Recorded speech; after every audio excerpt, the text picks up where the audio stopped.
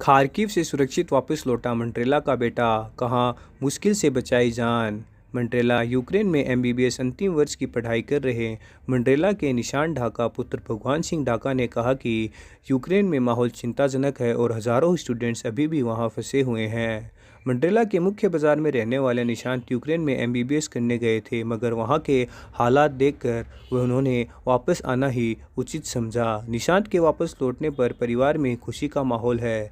देर रात निशांत मंड्रेला पहुंचा। इस दौरान परिवार के साथ साथ अन्य लोगों ने आरती उतारकर निशांत का स्वागत किया। जब से यूक्रेन पर रूस द्वारा हमला किया गया है, तब से परिवार निशांत की सुरक्षा को लेकर चिंतित था, लेकिन जब वह वापस मंड्रेला आया तो परिवार की खुशी का ठिकाना न रहा। वहीं निशांत ने कहा कि वहां पर माहौल चिंताजनक है और हज़ारों स्टूडेंट अभी भी वहां फंसे हुए हैं। निशांत ने बताया कि अब वहां पर हालात बहुत ज़्यादा ख़राब हैं। पहले सिविलियंस पर कोई हमला नहीं होता था, लेकिन अब वह भी होने लगा है।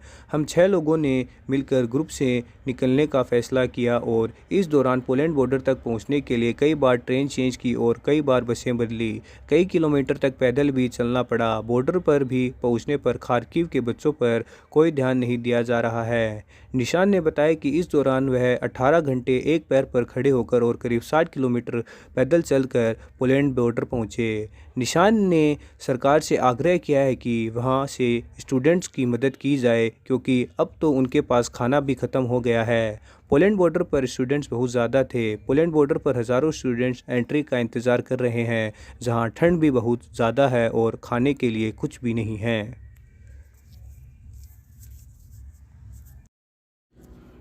मेरा नाम निशांत है। मैं गांव मंड्रेला, ज़िला झुंझुनू से हूँ। मैं फाइनल ईयर का स्टूडेंट हूँ यूक्रेन में, खार्किव एरिया में। मैं खार्किव में ही रहते हैं। हम 6-7 लोग एक ही ग्रुप के स्टूडेंट थे। हमने मुश्किल से यहाँ तक, इंडिया तक अपना जर्नी किया है। बहुत ही मुश्किल से हम लोग यहाँ तक पहुँचे हैं। हमें निकालने के लिए सरकार के द्वारा कोई व्यवस्था नहीं की गई थी। हमें खुद से हमारा डिसीजन लेना पड़ा कि हम लोग कोई border, western side of Ukraine की कोई भी बॉर्डर तक पहुंचते हैं और वहां से निकलने का तरीका ढूंढते हैं। हमने 2 दिन तक हमारा रेलवे स्टेशन पे नंबर तक नहीं आया, तक लोग बैठने नहीं दिया जा रहा था। पुलिस वाले, मिलिट्री, जो यूक्रेन की मिलिट्री है, उनके द्वारा हम पे मारपीट भी हुई है। और हम लोग 2 दिन तक वेट करने के बाद में हमारा रेलवे स्टेशन पे हमारा नंबर आया।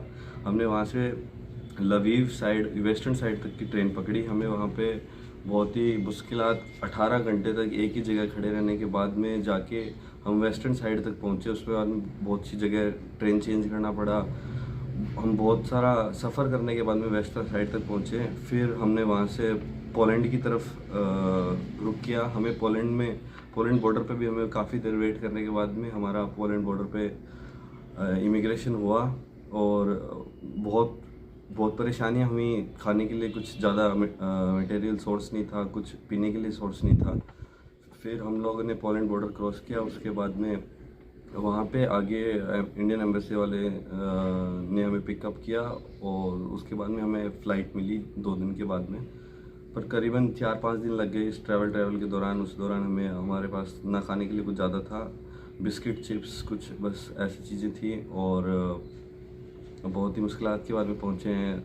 और उसके बाद में हमारी फ़्लाइट थी। फ़्लाइट होने के बाद मैं आज ही घर पहुँचा हूँ और मुझे बेहद खुशी है कि मैं फाइनली घर पहुँच गया हूँ।